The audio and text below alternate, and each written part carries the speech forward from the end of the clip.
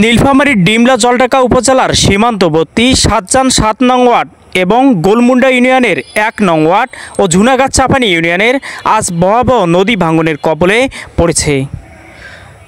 নাউতারা নদীর তীব্র ভাঙনে এই দুই উপজেলার সংযোগ রক্ষাকারী এলাকাটি ব্যাপক ক্ষতির সম্মুখীন হচ্ছে। ২০০৮ সালের নির্মিত ২৫০ মিটার দৈর্ঘ্যের সেতুটি এই অঞ্চলের গুরুত্বপূর্ণ যোগাযোগের মাধ্যম, কিন্তু সেতুর পূর্ব ও পশ্চিম প্রান্তে থাকা কাঁচা রাস্তা আজ বিলীন হওয়ার পথে। ইতিমধ্যে নদীর গর্ভে তলিয়ে গেছে বহু ঘরবাড়ি, বসতভিটা, আবাদি জমি, এমনকি পবিত্র কবরস্থান ও মসজিদ পর্যন্ত। স্থানীয় বাসিন্দারা জানিয়েছেন, একমাত্র এই রাস্তায় দুই উপজেলার মানুষকে একত্রিত করে রেখেছিল। রাস্তাটি ভেঙে যাওয়ার সীমাহীন দুর্ভোগে পড়েছেন এলাকাবাসী। স্কুলগামী শিক্ষার্থী, রোগী পরিবহন, বাজার যাতায়াত সবই এখন প্রায় অচল হয়ে পড়েছে। এইটা তো আমার ডিমলা থানা আছে, ডিমলা থানা জলঢাকা থানা বর্ডার। এই বর্ডার দিয়ে এই জন্য ডিমলা থানার লোকটা হামা দেখুক মাকে এমা দেখুক, এমনি করতে করতে আমার ডিমলার বাড়ি করতে ভাঙ্গি ২০ ঘর বাড়ি করতে ভাঙ্গিয়া চলে গেছে, নদীর পড়ে গেছে। সাথে বাড়িঘর ছিল, সে বাড়িঘরগুলা সে নদীর গর্ভে চলে গেছে।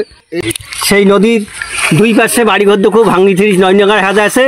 দীর্ঘ আমরা হিন্দু মানুষ ১৬ বছর ধরে আমলের সরকারের কাছে বহু চাষি, কিছু পাই নাই। এখন এই এলাকার আমার কোনো কাজ হয় নাই। তা যাই হোক, এখন তো আমলের সরকার পদত্যাগ হয়েছে। এখন যে সরকার আছে এই সরকারের কাছে আমার অনুরোধ, দীর্ঘজনে আমার কাজটা নদীর দুই সাইড বান্ধা হয় এবং দুই মুখা এবং রাস্তা এই এলাকা যেন করা যায়। ভাঙচুর হয়েছে আমাদের রাস্তা আছে, আমার বাড়ি ঘর দিয়ে ভাঙি যাইছি, এই হলে পুরুষে আমাদের রাস্তা আছে। এই নদীর উপরে বিগত ৮ সালে একটা দীর্ঘ প্রায় ২২৫ মিটার ব্রিজ নির্মিত হয়। সেই তারপর থেকে এই নদী ভাঙ্গন শুরু হলে পরে দুই উপজেলার ২ গ্রামের অনেক বাড়িঘর নদীতে বিলীন হয়ে যায়। স্থানীয়দের প্রাণের দাবি, দ্রুত রাস্তা নির্মাণ এবং নদী শাসন কার্যক্রম গ্রহণ না করলে পুরো এলাকা অস্তিত্বর হুমকির মুখে পড়বে। তাদের ভাষায়, নদীকে বাঁচাতে গেলে এলাকাবাসীকেই হারাতে হচ্ছে। এখন নদী শাসনেই একমাত্র বিকল্প।